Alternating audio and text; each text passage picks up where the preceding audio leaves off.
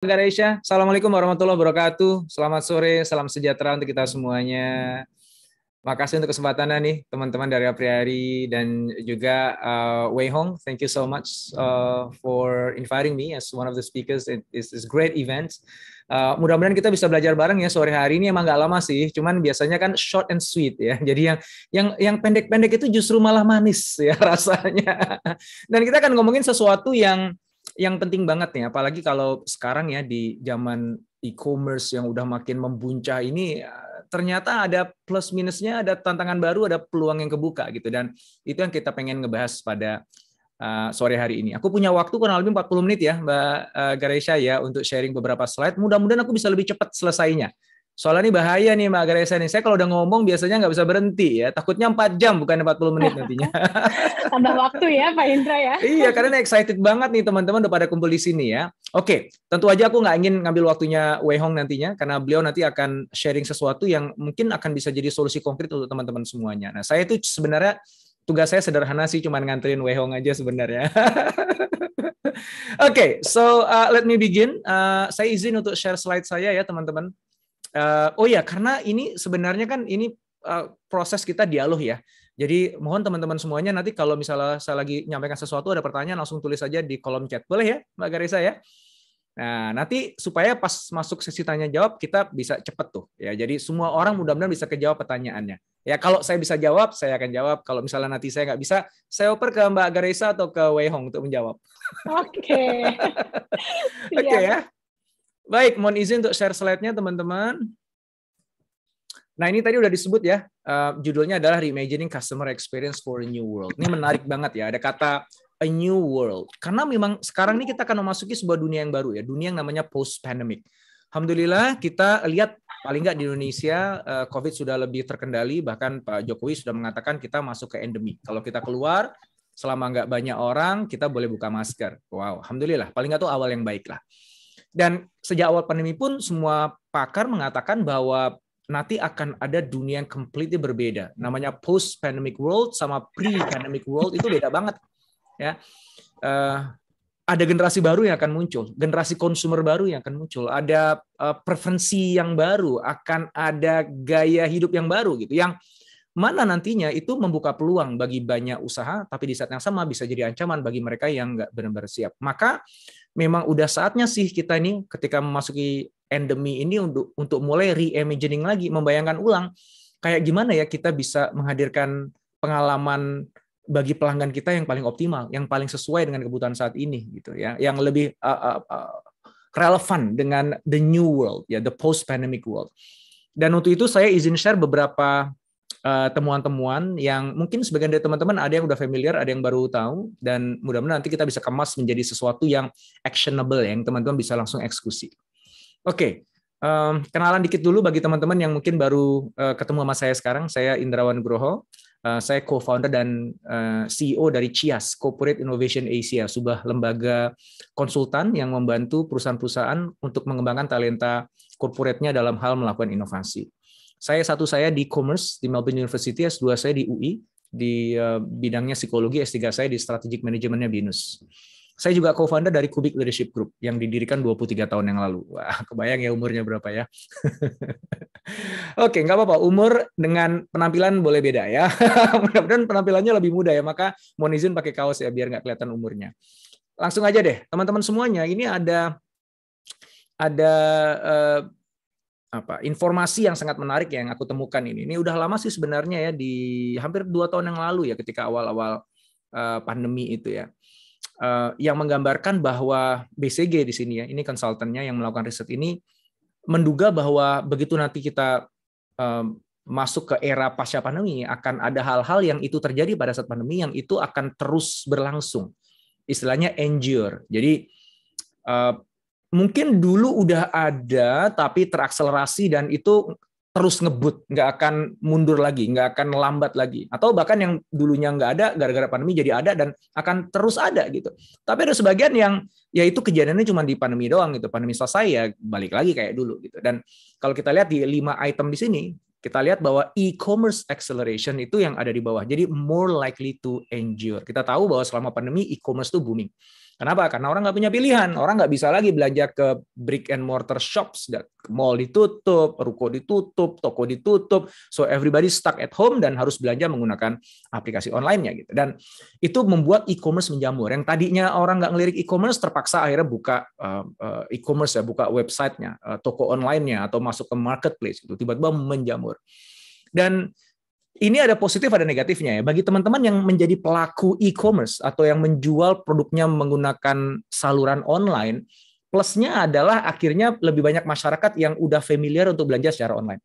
Jadi kalau dulu kita harus mengedukasi ya Bu, ini belanjanya kita pakai online ya Bu. Nanti mau pakai WhatsApp boleh, mau pakai marketplace boleh, atau macam-macam lah ya. Website sendiri boleh. Dulu tuh kita harus edukasi gitu, dan kayaknya orang masih, Mbak ada tokonya nggak sih gitu. Aku masih mau pegang bahannya, aku pengen lihat bentuknya gitu. Kalau nggak gitu nggak mantep. Terpaksa orang-orang udah mulai, ya karena nggak ada pilihan ya, semuanya menggunakan saluran online. Dan akhirnya orang mulai nyaman. Dia mungkin nggak lihat barangnya, dia mungkin nggak kenal orangnya, tetap aja dia mau transfer uangnya gitu. Which is itu bagus kan. Jadi adopsi terhadap online store, terhadap aplikasi digital untuk bisnis itu meningkatnya sangat drastis. Tingkat kepercayaan orang pun juga tinggi. Jumlah orang yang pertama kali menggunakan layanan e-commerce itu meningkat sangat drastis selama pandemi. Which is, sekali lagi, it's good. Tapi di saat yang sama juga ada sisi negatifnya. Karena semua orang bertempurnya di dunia online, maka ya yang tadinya lautan biru udah semakin merah jambu gitu. Dan mungkin sebentar lagi jadi merah darah itu ya. Jadi blue ocean-nya berubah jadi red oceans. Terasa banget kok, saya kan juga pelaku e-commerce ya. Istri saya fashion designer yang punya brand baju muslimah, dan kita fully menjual secara online. Bahkan sebelum pandemi ya. Dulu kita pernah, sekitar 6 tahun yang lalu, kita pernah punya toko, ya punya butik beberapa tempat, terus kita tutup, kita dedicated full online semuanya. Dan itu blessing ya, karena ternyata begitu masuk pandemi ya karena kita jualan online ya alhamdulillah kita udah sangat ready gitu. Namun yang menarik adalah teman-teman semuanya, ini pengalaman pribadi nih. Kayaknya dulu tuh jualan lebih gampang deh secara online. Ya kita anggaran iklan kita itu nggak terlalu banyak dan responnya tuh bagus gitu. Kok makin ke sini anggaran iklan yang sama, responnya kok berkurang ya. Jadi conversion rate-nya tuh turun teman-teman. Akhirnya anggaran iklan naikin lagi. Waduh, ini mumet juga ya kalau bagi pengusaha yang akhirnya tadinya itu, kalau dulu itu isunya adalah isu gimana meyakinkan orang untuk membeli secara online gitu ya. Kalau sekarang isunya adalah orang udah siap belanja online, tapi isunya adalah persaingan di dalam dunia online itu gitu. Sehingga biaya akuisisi customer atau customer acquisition cost kita itu spike ya, benar-benar naik bergerak tinggi sekali. Nah, gimana caranya gitu supaya usaha saya bisa tetap terus bukan hanya survive tapi bertumbuh sementara biaya akuisisi itu begitu tinggi gitu. Nah, tentu saja satu hal yang kemudian kita temukan ya dalam proses kita menganalisa apa yang terjadi, kemudian kita ngelihat insight yang kita dapatkan dari previous purchases dan sebagainya, ternyata sebenarnya memang kita nggak harus melulu tentang acquiring new customers. Ada opsi yang berikutnya adalah retaining customers. Kebetulan dalam 5 tahun sejak berdirinya usaha istri saya itu kita udah cukup punya banyak customers, ada puluhan ribu customers, mendekati ratusan ribu customers. Dan kenapa nggak itu aja yang kita optimalkan gitu? Karena ternyata kalau kita lihat dari risetnya, biaya untuk acquiring new customers itu 5 kali lebih mahal dibandingkan retaining existing customers. Jadi ngebuat customer yang udah pernah jadi customer kita untuk beli ulang, itu biayanya 1/5 lebih murah dibandingkan kalau kita harus mendapatkan customers yang baru. Jadi kalau kita hitung-hitung, oke, misalnya anggaranku 100 juta gitu, maybe I just need 20 juta rupiah untuk bisa dapetin the same amount of sales atau revenue kalau kita mengandalkan yang existing customers gitu. Ya, kita tahu di masa pandemi itu kan kita juga nggak bisa royal ya untuk keluar uang akuisisi customers, iklan dan sebagainya. Maka ya kita shift gitu. Bagaimana kita approaching existing customers kita. Dan memang ternyata teman-teman semuanya ya angka-angka ini nggak bohong ya. Success rate dari menjual ke existing customers itu 60-70%. Ya, artinya kalau misalnya dari 100 existing customers kita tawarin produk baru kita, 60%-70%-nya ada kemungkinan untuk beli gitu. Sementara kalau new customers, dia belum pernah jadi customer kita, belum pernah nyobain produk kita, bahkan mungkin belum mengenal kita, itu hanya 5-20%. Kan jauh banget ya. Jadi ya akhirnya sih teman-teman ketagihan gitu, jualannya kayak existing customer terus ya, walaupun ada sisi negatifnya ya, karena kan ya kalau kita pengen kuenya lebih banyak kita harus acquiring new customers. Oke. Namun demikian, kalau kita bicara tentang efficiency, memang nggak ada yang bisa ngalahin efisiensi dari retaining existing customers, ngebuat mereka happy sehingga nanti mereka mau beli kembali, bahkan merekomendasikan ke teman-temannya yang lain. Nah, existing customers itu juga 50% more likely to try new products. Kalau di bisnis yang saya ceritakan tadi, karena baju ya, terus kadang-kadang kita keluarin koleksi yang baru nih gitu. Kalau sebelumnya itu baju kerja, sekarang baju lebaran misalnya, atau baju untuk suami istri gitu. Itu kan ya walaupun kategori produknya sama, tapi jenis produknya kan berbeda gitu ya. Itu ternyata ya mereka lebih mudah untuk kita yakinkan untuk nyoba beli produk yang baru, walaupun harganya sebenarnya nggak murah ya. 50% more likely. Dan spend 31% more dibandingkan new customers. Kita punya satu customers itu yang kalau dibuka lemarinya itu isinya baju kita semuanya, dan itu difoto sama dia. Dalam satu tahun itu dia spend lebih dari 100 juta rupiah hanya untuk beli bajunya kita. It's like wow gitu. It's like every month, every collections yang kita keluarin pasti ada yang dia beli gitu. Dan enak banget kan ya. Jadi doanya kita tuh setiap malam gini, ya Allah banyakin customer kayak dia ya gitu. Kalau kita punya customer kayak dia itu 100 aja gitu ya udah aman sih sebenarnya. 100 kali 100 juta kan udah 10 miliar ya dari satu customer aja, atau 100 customer kayak gitu. Asik deh ya kalau kita memang jago nih memaintain existing customer dengan baik. Dan ini juga kajiannya menemukan bahwa kalau kita bisa meningkatkan retention ya, jadi berapa banyak sih jumlah customer yang membeli ulang, itu naikin 5% aja. Ternyata itu dampaknya kepada bottom line itu langsung teman-teman, 25-95%. Jadi again, semua data ini memang berujung kepada meyakinkan kita semuanya bahwa customer retention itu penting-penting banget untuk keberlangsungan usaha. Saya selalu bilang sama teman-teman saya begini ya, ketika mereka mulai jualan lah ya, apapun produknya, saya bilang gini, guys, lu tuh nggak bisa dapat untung dari jualan produk ke customer baru, ya, karena hampir all profit margin yang lu dapetin dari customer itu habis untuk dapetin dia gitu. Jadi itu customer acquisition cost sama profit marginnya itu sama gitu. Jadi lu kalau misalnya jualan selalu ke customer baru, nggak akan untung bisnis lo. Ya, bisnis itu hanya akan bertumbuh dari repeat purchases. Ya. Nah, berarti kan ini penting banget dong untuk kita nyeriusin gimana caranya kita melakukan customer retention, gimana caranya kita ngebuat customer yang udah ada bukan hanya stay dengan kita, tapi juga akan melakukan pembelian ulang, bahkan cross-selling dengan produk yang lebih banyak. Gitu. Pertanyaannya adalah, gimana caranya nih gue bisa meretain customer gue? Nah, jawabannya ya as simple as customer experience sebenarnya. 89% perusahaan itu melihat bahwa customer experience itu adalah faktor kunci yang bisa membuat customer loyal sama kita dan terus beli dengan kita. So, apa sih pengalaman yang terjadi ketika dia berinteraksi dengan kita, ketika dia membeli produk kita, ketika ada keluhan tentang produknya dan kemudian mencoba menyelesaikan keluhan itu dengan kita, itu semuanya adalah experience. Jadi experience itu nggak selalu bagus ya, ada experience yang buruk, tapi kemudian kita bisa recover dengan sangat bagus. Itu kadang-kadang justru malah melahirkan ambassador ya, atau evangelist bagi produk kita. Ya, beberapa klien kita yang jadi ambassador atau evangelist itu adalah justru yang dulu pernah komplain gitu, tapi kemudian kita bisa recover itu dengan sangat baik, sehingga dia sangat happy, dia jadi trust sama kita, dan justru malah memperkenalkan kita ke teman-temannya yang lain. So again, it's quite simple gimana caranya kita bisa retain customers, ya lo harus seriusin banget di customer experience-nya, ya nggak ada yang lain. Customer experience ini juga berfungsi sebagai diferensiator ya, pembeda kita dengan yang lain. Karena bisa jadi ini teman-teman yang berbisnis ya, apapun bisnisnya, bisa jadi you guys selling the same product. Teman-teman misalnya jualan apa? Let's say jualan handphone gitu ya, atau casing handphone lah yang mungkin lebih fast moving ya. Ya casing handphone yang gue jual dengan casing handphone yang dijual oleh toko sebelah sama aja, orang suppliernya sama kok gitu. Dan seringkali harganya juga sama gitu. Terus apa yang bisa ngebuat customer milih gue dibandingkan dia?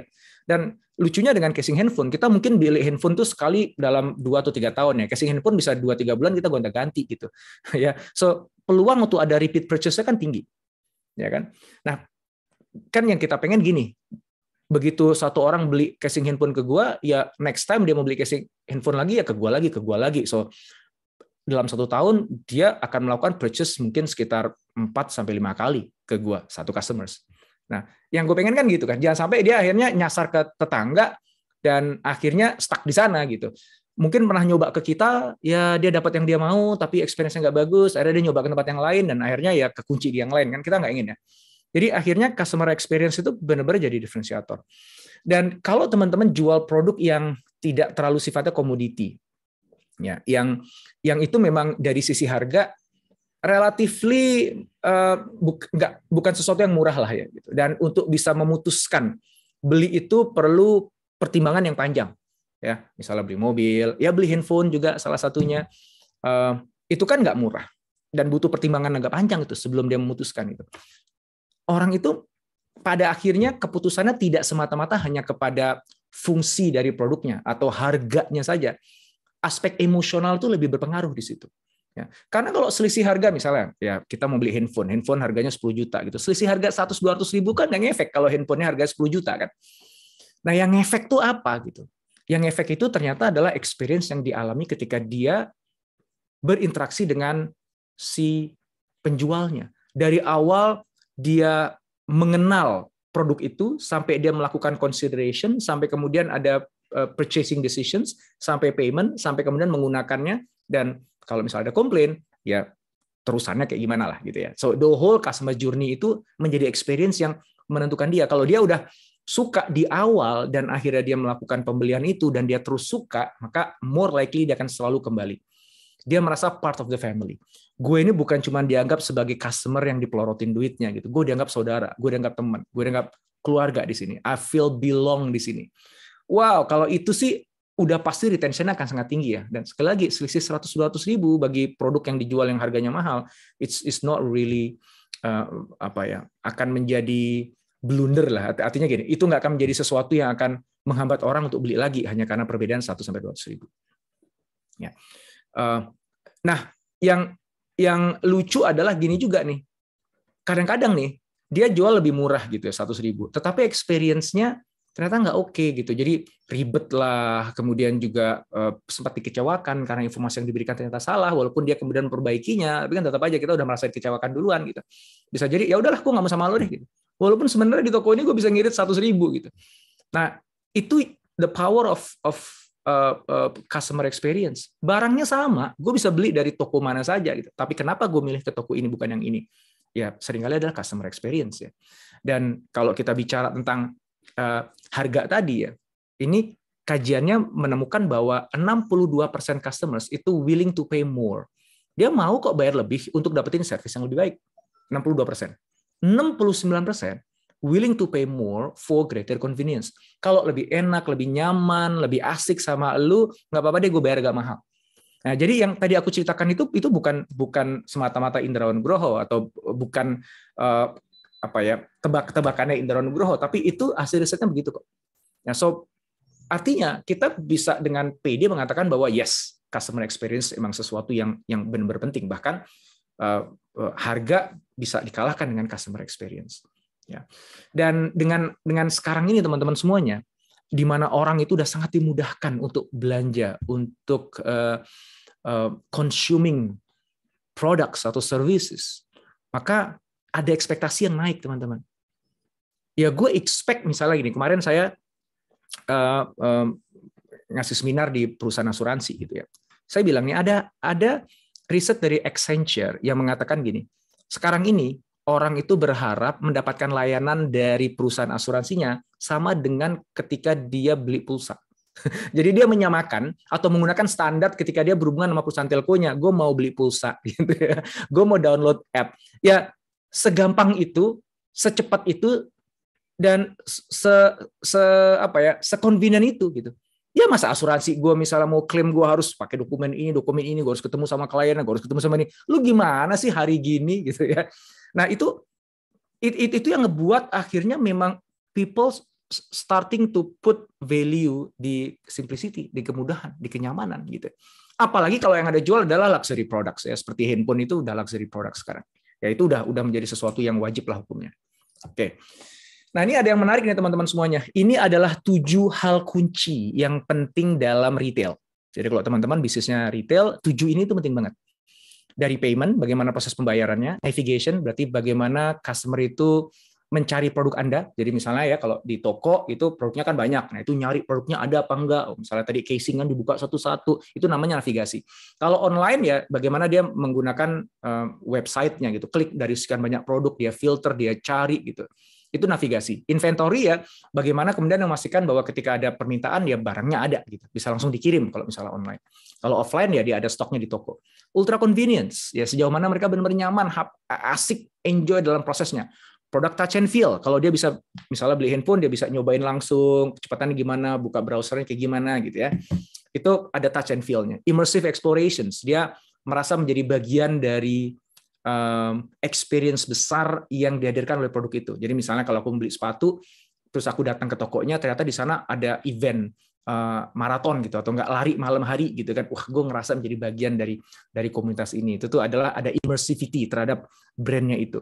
Kemudian ada personal and trusted advice. Jadi gue sebelum gue beli, gue pengen ngobrol dulu dong sama orang yang ngerti produknya. Aku pengen nanya-nanya, is this the right product for me? Can I have an advice? Ada berapa pilihan nih? Gue bagusnya beli yang mana nih gitu. Nah, yang menarik adalah dari risetnya BCG, Boston Consulting Group, untuk yang 3 di atas, yang hijau muda ini e-commerce itu udah menang deh dibandingkan yang physical retail. Ya payment jelas lebih mudah, pakai e-wallet dia tinggal cek selesai udah ya. Navigation lebih mudah tentu aja ketika saya mau cari opsi casing handphone itu akan sangat mudah dibandingkan kalau saya ke physical store. Inventory juga seringkali jadi lebih mudah karena kita bisa tahu nih itu kan seamless banget ya jumlah yang ada di gudang berapa, yang ditampilkan berapa di dalam websitenya, atau bahkan mungkin di beberapa gudang kita bisa mainkan.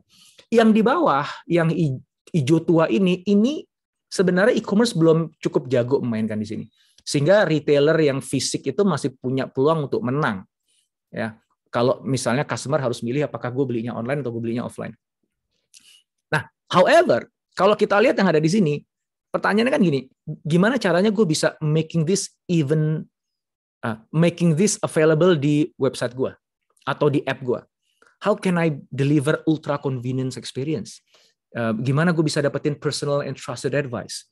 Kalau kita bisa ngambil yang hijau tua ini untuk kita masukkan ke dalam aplikasi kita atau ke dalam websitenya kita, maka kita bisa menghadirkan keasikan berbelanja secara offline di dalam online. Kita dapetin skalabilitasnya. Kalau offline kan skalabilitasnya susah ya tokonya cuma ada di situ, kita harapkan foot traffic yang ada di situ aja gitu ya. Kalau kita mau scale ya harus buka toko lagi, biayanya mahal lama. Kalau misalnya kita online kan skalabilitasnya cepat banget, lo langsung begitu lo buka lo bisa diakses oleh seluruh dunia gitu ya. Cuman yang jadi isu kan dengan skalabilitas yang sebesar itu seringkali jadi impersonal kan. Experience yang biasa kita dapatkan pada saat kita ada di toko, bisa ngobrol, bisa nego, bisa nanya-nanya, kita bisa ngeliat barangnya gitu. Itu nggak bisa kita dapetin kan di online store atau di app banyak kan ya. So itu plus minusnya. Lu dapat skalabilitasnya tapi lu impersonal, lu nggak dapetin personal touch-nya. Kalau lu mainnya di mobile atau mainnya di online. Tapi kalau di offline ya lu dapat semua itu yang 4 yang ada di sini, tapi lu nggak dapetin skalabilitasnya gitu. Lu nggak dapat simplicitas payment-nya dan lain sebagainya. So the challenge is bagi kita yang mainnya di online adalah gimana caranya kalau yang 3 di atas tuh pasti kudu ya, itu udah harus lah standar. Gimana caranya yang 4 ini kita bisa juga hadirkan di situ. Ya nggak harus 4-4-nya sih. Kalau katanya BCG sih 1-2 aja dia lu tambahin itu udah keren banget gitu. Ya. Nah, maka yuk sekarang saatnya kita mulai reimagining customer experience. Ya, karena teknologi itu sekarang udah memungkinkan untuk kita melakukan itu. Ya. Zaman dulu ketika kita mau beli baju misalnya ya, aku ngomong dengan konteks bisnis istriku gitu. Ya itu kan sangat terbatas banget gitu ya. Ya kita cuma ngeliat katalog, kemudian ada harganya di situ, kemudian untuk paymentnya seringkali harus pindah lagi ke WhatsApp diteruskan, terus ada transfer, bukti transfer dikirim gitu. Sekarang kan udah enggak gitu, bahkan udah ada augmented reality di mana kita bisa nyobain langsung bajunya gitu menggunakan kamera gitu, atau bahkan mau beli make up ya udah ada filter gitu ya, jadi bahkan di beberapa app kita udah bisa pakai filter, jadi oh ternyata kalau aku pakai lipstick yang kayak gini bisa kelihatan lipstiknya di mulut kita sendiri ya, cocok dengan bibir gua nih gitu. So yes, bahwa sekarang itu persaingan di dunia digital tuh sangat kuat banget gitu. Sehingga diferensiasinya adalah customer experience. Dan yes, kita sekarang berada dalam momen di mana teknologi itu sangat mudah diakses sehingga kita bisa memanfaatkan teknologi untuk menghadirkan customer experience yang akhirnya jadi pembeda kita dengan perusahaan yang lain. Barang yang dijual boleh sama, tapi experience-nya bisa berbeda karena kita cantik memanfaatkan teknologi itu untuk menghadirkan customer experience yang membedakan dengan yang lain. Nah, ngomongin teknologi ini buku yang bagus ya, Digital Customer Service itu dia mengangkat satu isu begini. Ada yang namanya somewhat more digital. Jadi perusahaan-perusahaan yang masuk ke dalam digital menghadirkan digital experience untuk customer service-nya itu ada yang beneran fully truly digital, ada yang agak digital ya, somewhat digital. Nah, itu bedanya ada di mana sih? Yuk kita lihat use case-nya atau contohnya. Ini yang kiri ini somewhat digital. Ini kalau teman-teman lihat gambarnya itu ada disconnect ya antara satu kanal dengan kanal yang lain. Karena kalau kita engaging customers itu kan dengan kanal tertentu ya, kadang-kadang dengan video, kadang-kadang dengan chat, ya, atau kadang-kadang dengan email, dia buka websitenya, ada botnya di sana. Itu semuanya kanal-kanal yang bisa dipakai untuk kita communicating and servicing our customers. Nah, yang somewhat digital tuh dia udah pakai, dia mungkin ada WhatsApp-nya, ya mungkin dia ada video call-nya, mungkin dia ada website-nya, tapi antara satu dengan yang lain itu disconnect, disjointed. Kalau yang truly digital itu tuh seamless, semuanya itu mengalir begitu aja gitu. Nah, kayak gimana sih? Yuk kita lihat ya. Misalnya nih gini, misalnya ya saya mau katakanlah saya tertarik untuk menggunakan satu layanan software as a service. Ya. Kebetulan saya juga pengguna banyak layanan software as a service ya. Karena itu sangat mendukung produktivitas kerja saya. Saya lihat website-nya, ini keren, saya lihat iklannya dulu. Saya akhirnya klik masuk ke website-nya, saya pelajari, kayaknya keren juga nih, lucu juga nih. Cuman ini bisa nggak ya, cocok nggak ya untuk bisnis gue ya, untuk jenis kerjaan gue ini pas apa nggak ya, ini gue bisa integrasikan ke workflow gue apa nggak ya. Pertanyaan kan pasti kan banyak gitu. Dan gue pengen nanya dong, otomatis dong, karena apa yang ada dalam website itu nggak bisa jawab pertanyaan gue. Gitu. Terus gimana? Ya biasanya di situ kan ada chat, gitu, ada logo chat, klik chatnya, keluar gitu ke chatnya. Biasanya kemudian ada bot yang nanyain, hai namaku, ada namanya, aku tulis tek pertanyaannya di sana. Dan aku menunggu yang tidak kunjung dijawab. Kalaupun dijawab, jawabnya tuh bot yang sangat standar gitu. Yang abis itu ada pilihan-pilihannya. Bukan, ini pilihan gue. Gue pengen ngomong sama orang beneran ya, manusia deh gitu. Karena ternyata nggak terlalu canggih AI-nya. Dan begitu udah ketemu gitu, pada akhirnya terus ternyata yang ada di sana si agentnya bilang, Pak, kita mungkin lebih enak kalau kita call aja ya, telepon ya, gitu kan, kita bisa langsung diskusi di sini karena memang yang aku tanyakan agak sedikit kompleks gitu. Ya udah, akhirnya apa? Yang ini ada nomor telepon Pak, hotline kami, dikasih nomor hotline-nya. Nanti silakan Pak, ini Bapak langsung pakai handphone Bapak, nanti kita telepon di handphone ya Pak. Ya udah, akhirnya saya telepon sama dia. Begitu telepon ke sana, ternyata karena yang itu banyak kan yang akan nelpon, akhirnya ya pakai IVR itu ya. IVR itu apa? Interaktif apa namanya itu? Yang kalau misalnya ada telepon, terima kasih, Anda telah menghubungi bla bla bla. Tekan 1 untuk, tekan 2 untuk. Dapat yang kayak gitu kan? Wah, gue nungguin tuh sampai tekan 9 gitu. Oke, ternyata nomor 8 ceplet. Habis itu ada lagi, terima kasih, tekan 1 untuk ini. Buset dah, panjang banget itu ya tree-nya gitu. Dan begitu pas udah dapat pun juga ada pertanyaan, apakah Anda udah jadi pelanggan kami? Nomor pelanggan Anda berapa? Ya ampun, cari lagi nomor pelanggan. Gue harus autentikasi ulang gitu. Begitu itu proses sudah panjang, di ujungnya si mas-mas yang nerima telepon akhirnya ketemu juga gue sama agent yang ngomong manusia gitu kan. Baik, terima kasih, dengan siapa saya bicara? Buset. Jadi dia belum tahu gue ya gitu. Indrawan Nugroho. Oh iya Pak Indra, apa yang bisa saya bantu? Nah, gue tadi udah chat sebelumnya di app-nya gitu. Lo kagak tahu yang gue chat. Oh mohon maaf Pak, itu beda Pak sistemnya Pak. Boleh diceritakan ulang Pak, apa yang tadi Bapak keluhkan? Buset dah, gue tadi udah ngomong sama si orang yang ada agent di ujung sana gitu. Dan I spent 10 minutes talking to that guy dengan proses nunggu, dengan delay-nya, dengan gue ketik banyak kali, and I have to start it over again with you gitu. Nah ini yang dimaksud dengan disjointed ya. Itu frustrating banget gitu. Tadi saya baru aja sekitar hampir 1 jam yang lalu ya, ada isu juga dengan salah satu bank gitu ya, terkait dengan kartu kredit yang udah gue harus ngikutin dengan IVR-nya, pencet nomor 1, pencet nomor 2, wah panjang lebar kemana-mana. Yang itu di tengah jalan gue lagi ngomong putus. Jadi putus bukan karena gue dari sananya tiba-tiba putus. Ini kok putus, gue tungguin nggak ada. Harus gue ulang lagi dong. Begitu ulang lagi apa? Ya itu lagi, Pak. Apa bisa saya bantu? Tadi gue udah ngomong agak panjang, gue udah sekitar 15 menit ngomong sama mbak-mbak itu. Gue harus ulang lagi, ya mohon maaf Pak gitu. Ya gue ulang lagi dong gitu. Setelah ulang lagi 15 menit kemudian nggak ada solusi. Itu super. Akhirnya gue bilang gini, Mas, saya udah putuskan Mas ya, saya akan tutup semua akun saya di bank Anda. Saya akan ganti bank. Gue ngomong begitu. I give up deh gitu. Gue akan tutup semua akun ya, because you're not the only bank available di Indonesia, bro. Gitu. So I'm gonna close all my account. I'm gonna move all my money to the other bank. Itu saking bete-nya saya udah putuskan begitu. Jadi kayak customer zaman sekarang rada songong kayak gitu ya. Kenapa? Karena customer sekarang tuh merasa dia punya power gitu. Yang nawarin banyak gitu, customer-nya cuma gue doang. Mereka berpikirnya begitu kan ya. So ngapain juga gue stuck dengan lu yang customer experience-nya so lousy gitu. I'm gonna change bank. That easy. Nah itu teman-teman semuanya. Kenapa kok customer experience itu penting banget ya hari gini gitu. Nah sekarang kita lihat apa yang terjadi ya, kayak tadi aku cerita, frustrating, disconnected, dan akhirnya ya udahlah gue ngapain lagi beli sama lo gitu. Ya padahal sebenarnya mungkin dia murah gitu. Mungkin sebenarnya dulu gue happy, tapi gara-gara that one moment itu kayak that really upset me. That's it. Putus ya hubungan kita ya. Gue nggak mau lagi ngeliat lu gitu ya. Sorry. Oke, sorry ya agak lebay ya. Tapi that's exactly what happened loh. Aku nggak bohong. Tadi itu beneran kejadian 1 jam yang lalu. Sekarang kalau truly digital itu kayak gimana? Oke, ceritanya aku ulang ya. Tapi nanti ternyata experience-nya beda. Gue lagi lihat-lihat browsing, wah ini menarik juga nih, gue pengen tahu lebih banyak deh. Aku masuk ke chat. Begitu chat, tek, ada bot yang lebih cerdas di sini AI-nya. Mengajukan pertanyaan lebih pas, sehingga bisa memprediksi kira-kira yang aku ingin tanyakan apa. Begitu aku klik sini atau klik sini, dia langsung bisa mengidentify kebutuhannya saya apa. Tapi tentu saja pada akhirnya saya tetap pengen ada voice interaction sama manusia. Oke, saya klik, saya pengen ketemu sama real agent, human, karena pertanyaan saya agak kompleks, nggak bisa dijawab oleh AI. Akhirnya ketemulah dengan teks ya, tek. Nah, begitu pas udah dengan manusia kita ngobrol, ternyata tetap nih, oh kalau gitu Pak, Bapak tadi ternyata sudah mulai mengisi form ya. Jadi sebelumnya tuh saya udah mulai ngisi form, tapi saya stuck gitu. Ya, ini lanjutnya kayak gimana sih? Yang bener gue milihnya yang mana nih gitu? Yang lebih cocok untuk gue apa gitu? Nah, dia bisa tahu tuh, oke, berarti Bapak tadi udah pernah ngisi form. Dia mencoba menjelaskan melalui teks, ternyata saya tidak cukup cerdas untuk memahami apa yang dia omongin dengan teks.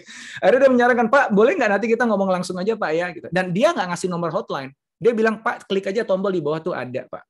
Nanti kalau Bapak klik itu, Bapak langsung ketemu sama saya, berupa video, saya bisa tuntun Bapak. Begitu saya klik di situ, langsung keluar, saya bisa ngeliat manusianya, ya, yang cantik itu, gitu. Dan akhirnya dia dengan santun dan dengan sukacita nuntun saya. Bahkan dia bisa tahu di websitenya itu yang saya udah baca yang mana aja, form yang udah saya isi itu mana aja, dan dia bisa tahu saya stucknya ada di mana. Oh Pak, nih saya lihat nih Bapak tuh stuck di sini ya Pak ya. Boleh tahu Pak di mana Pak yang buat Bapak bingung? Saya jelasin. Oh langsung dia bisa nuntun. Oke Pak, dia ngelihat layar saya gitu. Ya, apa yang saya kerjain, apa yang saya lihat tuh dia bisa ngelihat. Oke Pak, itu Pak, coba Pak yang di sebelah atas. Nah itu Bapak bisa klik yang ini Pak. Enak banget ya gitu. Ya, sampai itu selesai semua prosesnya. Oke Pak, Bapak udah selesai Pak. Ada lagi yang ditanyakan Pak? Oh enggak, udah. Ya ini yang gue butuhkan. Makasih, nanti kalau butuh apa-apa lagi tinggal kontak kami lagi Pak ya. Terima kasih untuk bantuannya. Gila man, everything is solved gitu. Dengan gue nggak harus pindah-pindah channel. Itu seamless banget. Habis itu kan gue pasti jatuh cinta dong sama, bukan sama mbaknya ya, tapi sama perusahaannya. sama yang penyedianya kan. There you go. That's customer service in actions. Dan gue udah pasti ya karena udah happy banget dengan layanannya, gue pasti akan loyal dong. Gitu, gue akan ceritakan ini kepada orang lain. Gitu. Gue akan subscribe over and over again bertahun-tahun gitu. Ya, so again, it's time to truly transform customer experience. Ya, pastikan kalau misalnya sekarang masih disjointed, it's about time untuk teman-teman membuat itu menjadi lebih seamless deh gitu. Dan ketika akhirnya dunia kita tuh udah bisa diwakili oleh layar handphone, mungkin saatnya ya semua proses gimana kita melayani customer juga kita pindahin ke layar handphone, entirely on screen. Ya. Uber itu juga punya kan layanan untuk free call. Jadi sebenarnya Uber tuh bisa juga tuh misalnya, oke nih aku nyarinya di mana ya Pak? Aku jemputnya di mana ya? Itu bisa juga telepon pakai numbers yang ada di handphone kita atau bisa pakai dial phone. Dan Uber selalu memilih sebenarnya mengajak orang untuk pakai yang dial di handphonenya. Bagi pengguna juga happy, kenapa? Karena dia harus nggak bayar pulsa, dia cukup dengan datanya aja. Dan bagi Uber dia punya data jadinya. Karena nelponnya itu di aplikasinya dia, Uber jadi punya data kan siapa yang nelpon pada saat kapan, tentang apa itu semuanya ada datanya. Dan data itu bisa diolah nantinya.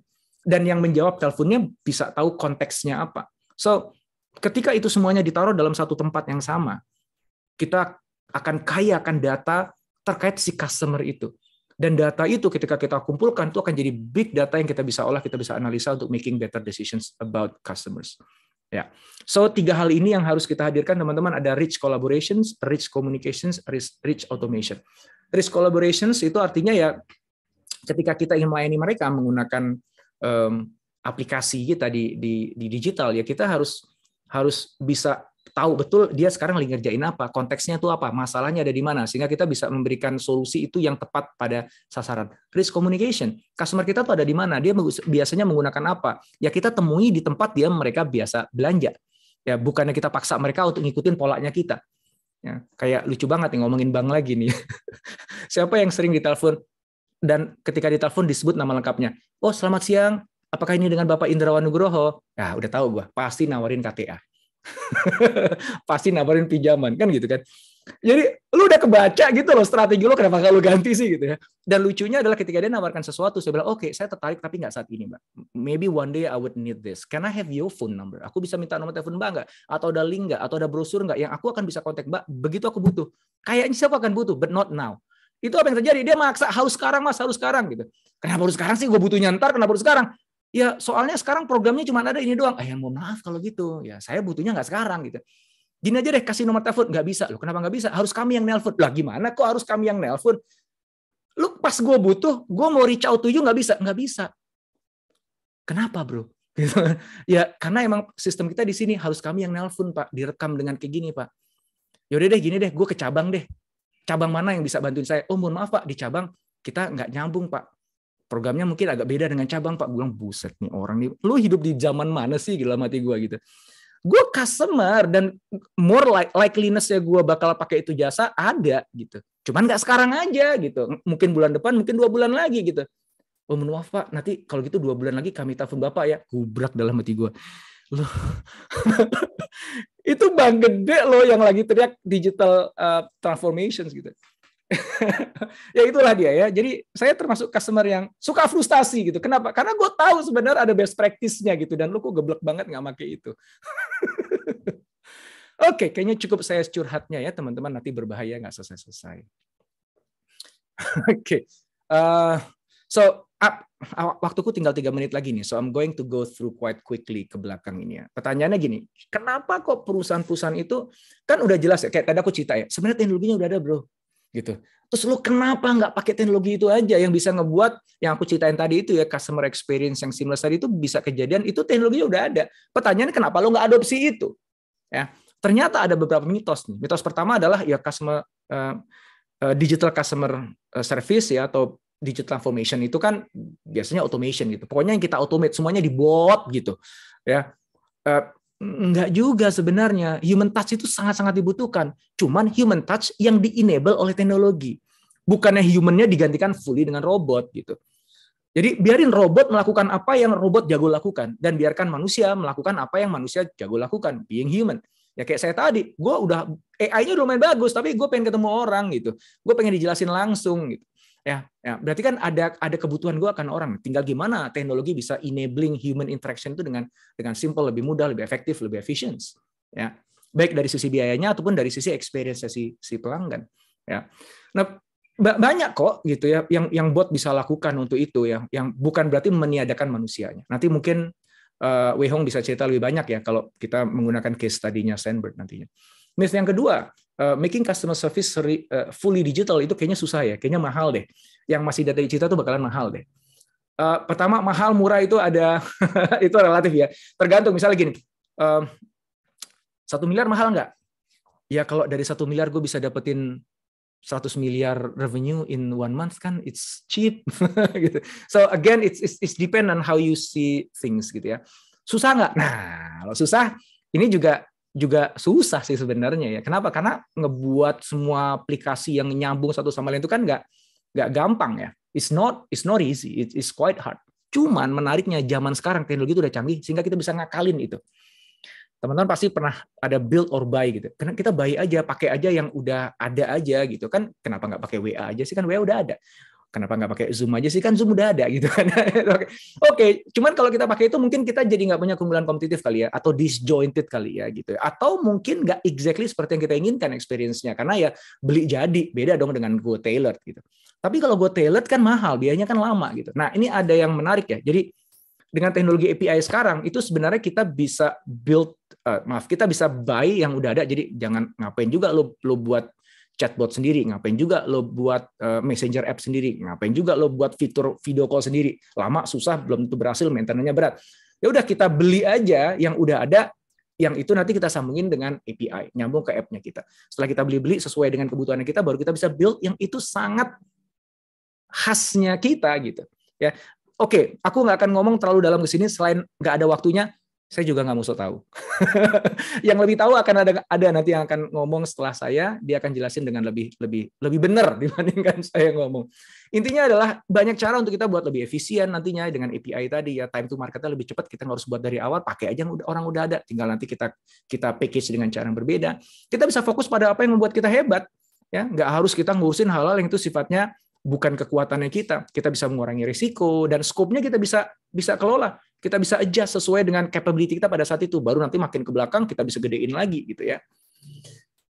Mitos yang ketiga adalah ini kita berarti harus menguasai semuanya ya. Sekali lagi enggak. Ketika kita kerjasama sama pihak ketiga yang bisa support itu semuanya, kita bisa mengurangi keribetan semua itu, dan di saat yang sama customer kita tetap masih merasakan seamless experience-nya.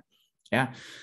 Oke, last but not least, supaya kebayang nih, kenapa kok semua yang saya ceritakan tadi itu semakin penting ke sini, karena memang preferensi dari customer kita udah berubah gitu, pola belanja mereka udah berubah ya. Akhir-akhir ini kita mulai ngelihat ya betapa kalau mulai dari China yang sangat populer case study-nya adalah online shopping ya. Jadi langsung menggunakan video, mereka langsung nawarin. Di Indonesia banyak artis yang udah mulai melakukan ini gitu, dan itu udah dapat traction-nya sangat bagus banget. So bagaimana proses jualan online itu udah kita harus reimagine itu juga ya. Komunitas ya, banyak orang yang dia bangun komunitas dulu sangat kuat, ada attachment-nya, maka si community leader ini mau jualan apapun juga akan dibeli gitu, karena memang mereka udah ada trust-nya, dan seringkali community member ikut jualan, ikut mengamplify itu gitu. Kemudian live commerce ya, kita kalau ya lihatnya di website atau lihatnya di Instagram, tapi kemudian deal-nya di WhatsApp, tapi transfer uangnya pakai mobile app untuk bank gitu, disjointed kan gitu. Nah, WhatsApp kan udah mulai makin canggih ya, di mana kita bisa langsung jualan di sana, payment juga ada di sana. So ini adalah hal-hal yang mewujud ke depan. Nah, kita harus sangat aware tentang perubahan perilaku belanja online. Di saat yang sama kita harus menyiapkan bisnis kita supaya kita siap untuk menghadirkan customer experience yang paling seamless, yang paling baik, yang paling memorable untuk mereka, sehingga kita bisa nangkepin peluang-peluang baru, baik untuk acquiring new customers, apalagi dalam hal meretain customers. Ya, oke, teknisnya nanti mungkin teman-teman dari Stanbird yang bisa akan share. Saya balikin lagi ke Garesha. Thank you so much, guys. Oke, thank you so much Pak Indra, insightful banget, teman-teman juga seru banget kelihatannya, dan udah ada beberapa pertanyaan juga, nanti kita akan go to the Q&A session ya. Thank you Pak Indra, dan melanjutkan ya teman-teman, seperti yang tadi Pak Indra udah jelaskan juga, bahwa untuk mencapai itu semua, pasti kita butuh supporting, kita butuh help di belakangnya. Siapa sih yang bisa ngebantu kita mewujudkan customer experience itu, dan juga nantinya engage dengan customer teman-teman, dan juga bisa ngebantu untuk berkembangnya bisnis teman-teman. Dan di sini salah satunya adalah Stanbird. Kita lebih mau memberikan bayangan ke teman-teman. Realnya itu seperti apa sih gitu? Apa yang nyatanya bisa terrealisasikan dari menggunakan Stanbird dan juga dari customer experience itu. Kita langsung aja, nanti ada yang share dari Stanbird, yaitu Wei Hong. Untuk Wei Hong, dipersilakan. Hai Wei Hong. Hello everyone. Hi, yeah. Give me a second, let me share my screen. Yes. Yeah, everybody see my screen, okay? Yeah, it's good. Yeah, thank you everyone. Thank you everyone for staying back this evening. Again, my name is Wei Hong. I'm a sales engineer with Stanbird, based in the Singapore office.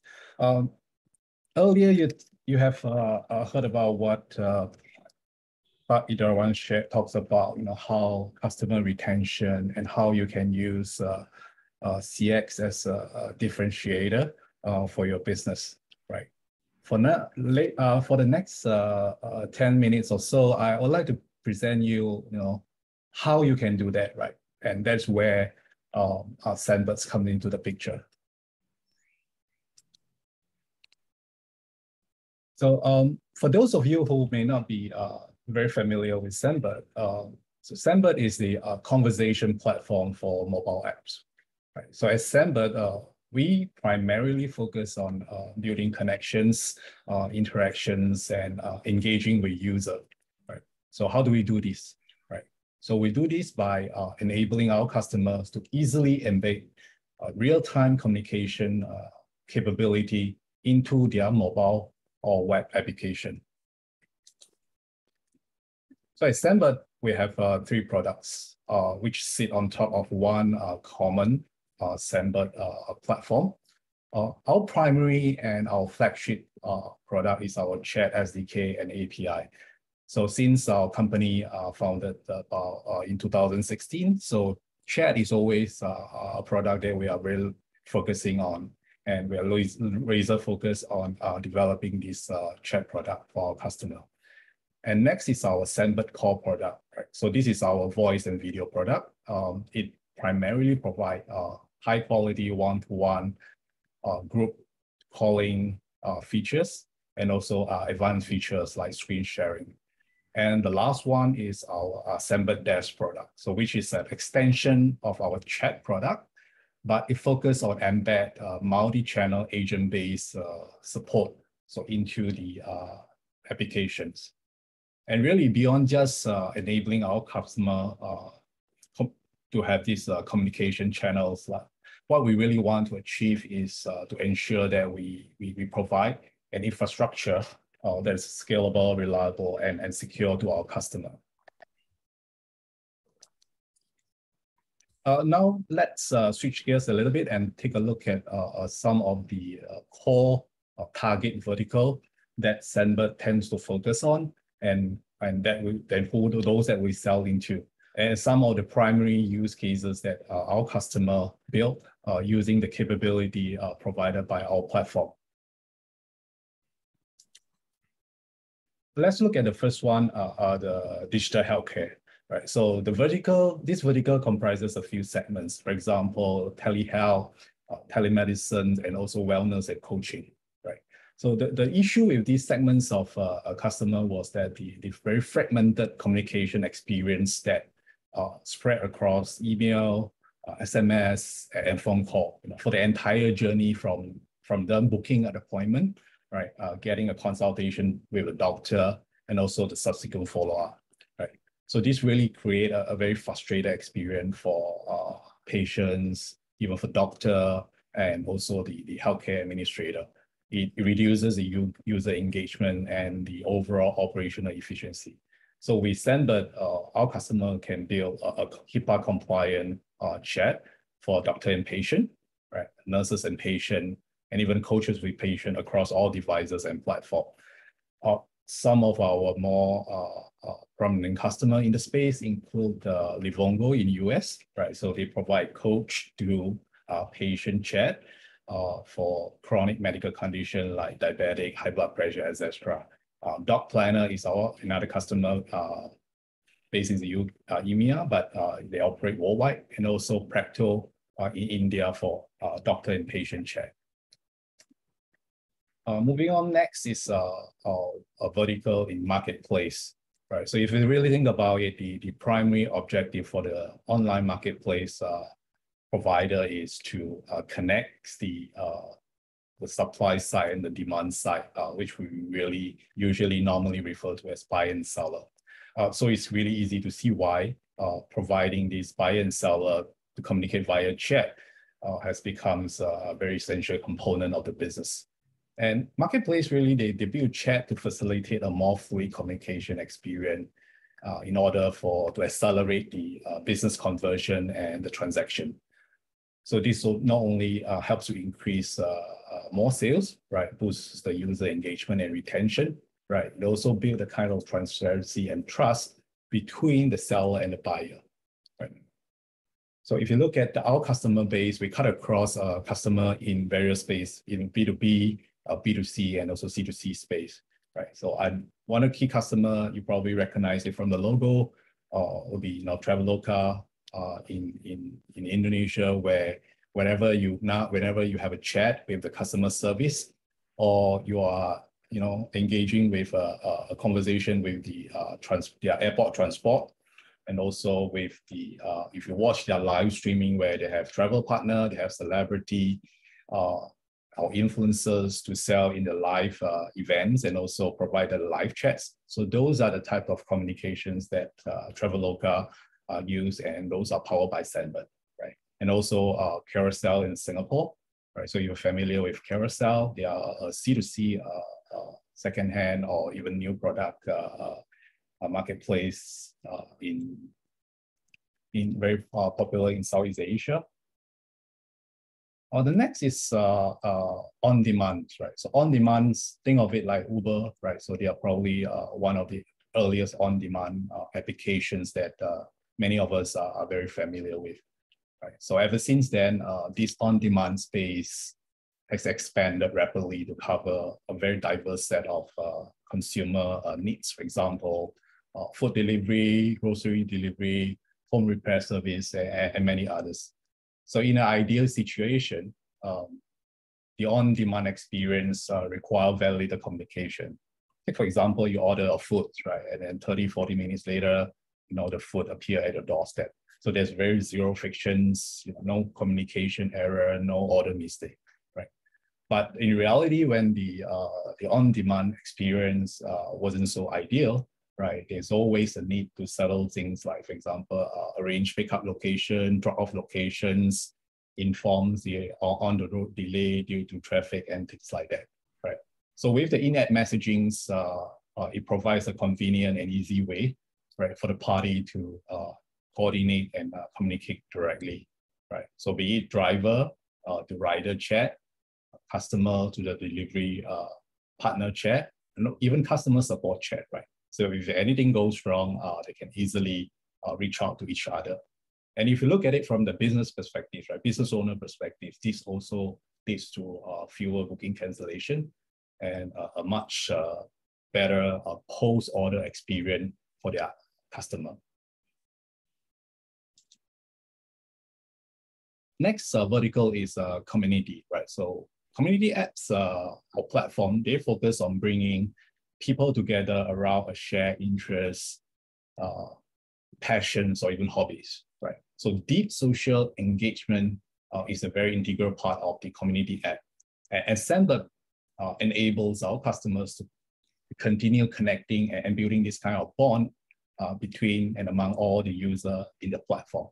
So integrated in-app chat experiences is now almost a must-have, right, for any company wanting to create a socially engaged community of users. And in Sendbird, right, why we're able to do that is we provide a group chat that's capable of accommodating tens of thousands of users in one single channel. And we provide a large variety of features.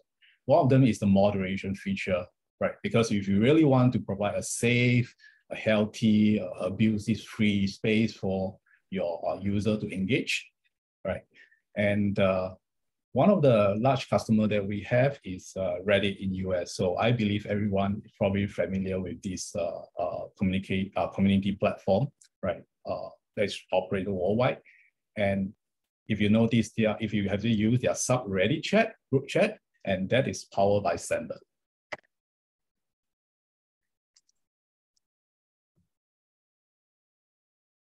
In entertainment space, that include, for example, gaming company like Krafton, right, PUBG, and Nexon in Korea, right, fantasy sport like Dream11 in India, and also Yahoo Fantasy Sport.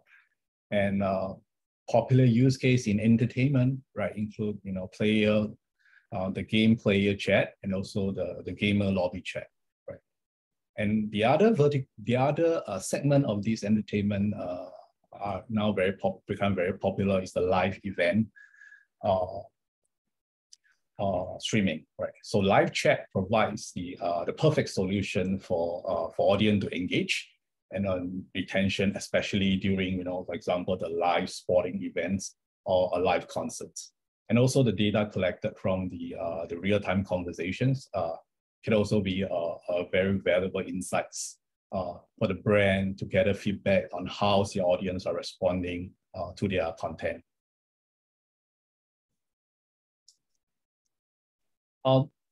Next, I have a short video to illustrate how one of our customers in marketplace built the in-app chat, right, with their own branded experience, and how they integrate some of the workflow into the chat for the buyer and seller to complete the transaction, right? So this is a 2-minute short video, and I will make some comments along the way and help you understand how this is done.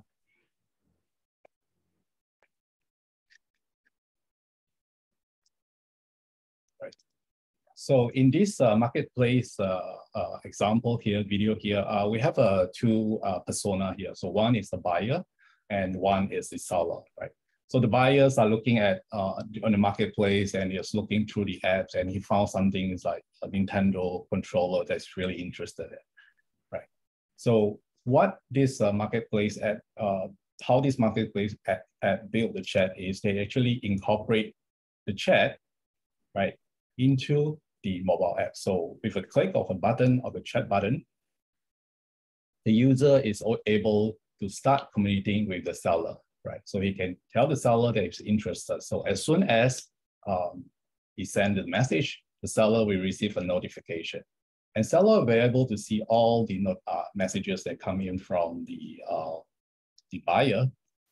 And also when he tap on this particular conversation with this particular buyer, right, he'll be able to interact with the buyer in real time. Right. So things like you can see the online presence of the buyer, right? So we see whether the buyer is currently online or not. And also they can also look at, you know, the products that the buyer is interested. And also they build in the suggested reply or quick reply template for the buyer to quickly interact with each other, right? And also while the buyer is waiting for the seller to respond, and if indeed the seller responds, the buyer can actually notice the typing indicator, you know, to anticipate that the seller is actually engaged in this conversation, right? Next, they also built the, I'll take a pause here just to explain, within the chat, right? So you can actually build the workflows, integrated transaction workflow into the chat as well, so that your customer do not need to leave your app and have a conversation outside of your app using, you know, social chat like WhatsApp or Telegram. The more that you can able to keep your user in your app, right, the more that you can keep them using your app and make them coming back, want to come back to use your app. Oh, sorry.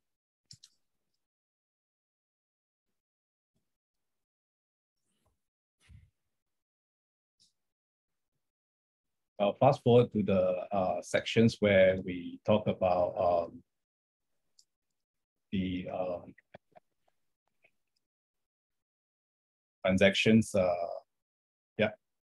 So if the user type in, you know, make an offer, right? If you would like to make an offer to the seller, you can simply click on the make an offer button, right here. I'll just let the video play.